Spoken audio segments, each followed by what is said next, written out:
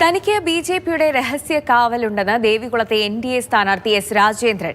ഭീഷണിയെക്കുറിച്ച് മൗനം പാലിക്കാനാണ് പാർട്ടി നേതൃത്വം നിർദ്ദേശിച്ചിരിക്കുന്നത്. വോട്ടർമാർക്ക് തന്നെ സഖാവെന്നോ സഖാവ് ജി എന്നോ വിളിക്കാം. ദേവികുളത്തെ വിജയം ലക്ഷ്യമിട്ട് തന്നെയാണ് മത്സരത്തിന് ഇറങ്ങിയിരിക്കുന്നതെന്നും രാജേന്ദ്രൻ മാതൃഭൂമി ന്യൂസിനോട് പറഞ്ഞു. ദേവികുളത്തെ NDA സ്ഥാനാർത്ഥി ദേവികുളത്തെ മുൻ MLA കൂടിയായിട്ടുള്ള S. രാജേന്ദ്രനാണ് നമ്മളോടൊപ്പം ചേരുന്നത്.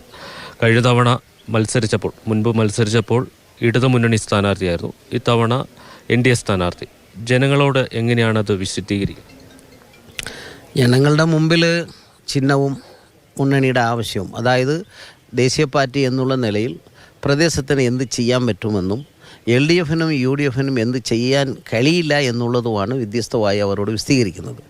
അതിനെ ഒരു മുന്നണി ബന്ധം എന്നുള്ളത് നിലയിനേക്കാൾ ഉപരി അവരുടെ ആവശ്യങ്ങൾ, ഇപ്പം തോട്ടം മേഖലയിൽ താമസിക്കാനുള്ള വീട്, കൂലി, ആശുപത്രി, വിദ്യാഭ്യാസം, ജാതി സർട്ടിഫിക്കറ്റ് പ്രധാന വിഷയമാണ്. അതിനെ കേരള സർക്കാരിനെ LDF വന്നാലും UDF വന്നാലും ഒന്നും ചെയ്യാനാവില്ല.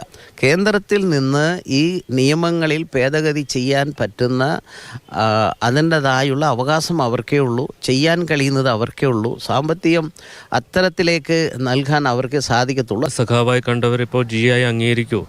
സഖാവ് ജി ആയും അംഗീകരിക്കുന്നുണ്ട്. അന്നെ എന്നോട് സഖാവെന്ന് വിളിക്കുന്നവരോട് അങ്ങനെ ചോദിക്കാറുണ്ട്, സഖാവെന്ന് വിളിക്കാൻ പറ്റുമോ? ഞാൻ പറഞ്ഞു, മോഡി അതിന് ഒരു തടസ്സവും പറഞ്ഞിട്ടില്ല. അന്ന് സഖാവെന്നും വിളിക്കാം, സഖാവ് ജി എന്നും വിളിക്കാം, ജി എന്നും വിളിക്കാം, ഒന്നും ഒരു പ്രശ്നവുമില്ല. ബന്ധങ്ങളാണ് വലുത്. ആ ബന്ധങ്ങൾ ഊട്ടിയുറപ്പിക്കാൻ ഏത് വാചകത്തിലും സ്നേഹം പങ്കിടാമെന്ന് പറഞ്ഞിട്ടുണ്ട്. S. രാജേന്ദ്രൻ ഈ തിരഞ്ഞെടുപ്പിൽ മത്സരിക്കുന്നത് ശക്തി തെളിയിപ്പിക്കാനല്ല, വിജയിക്കാൻ തന്നെയാണ്. വിജയത്തിന് മറ്റൊരു ചോദ്യം ഇല്ല. ഏതെങ്കിലും ഭാഗത്തുനിന്ന് ഭീഷണിയുണ്ടോ? എന്നോട് BJPയുടെ നേതൃത്വം പറഞ്ഞിട്ടുള്ളത്, അഥവാ ഉണ്ടേലും മനസ്സിൽ കണ്ടോളും, പുറത്ത് പറയുകയോ അതിനെ സംബന്ധിച്ച് പ്രതികരിക്കുകയോ പാടില്ല എന്ന് പറഞ്ഞിട്ടുണ്ട്. പിന്നെ ഞാൻ മനസ്സിലാക്കുന്നത്, ഒരു 3-4 ആളുകളായിട്ടുള്ളവർ അവരുടെ കൺവട്ടത്തിലാണ് എൻ്റെ യാത്ര എന്ന് എനിക്ക് ബോധ്യപ്പെടുന്നു. പക്ഷേ അവരെ ഒന്നും നമുക്ക് നേരിൽ കാണുകയോ കണ്ടു കിട്ടുകയോ അല്ലെങ്കിൽ സംസാരിക്കുകയോ ഒന്നുമല്ല. എനിക്ക് അങ്ങനെ ഒരു സംരക്ഷണം ആവശ്യമില്ല എന്ന് ഞാൻ പറഞ്ഞിരുന്നു.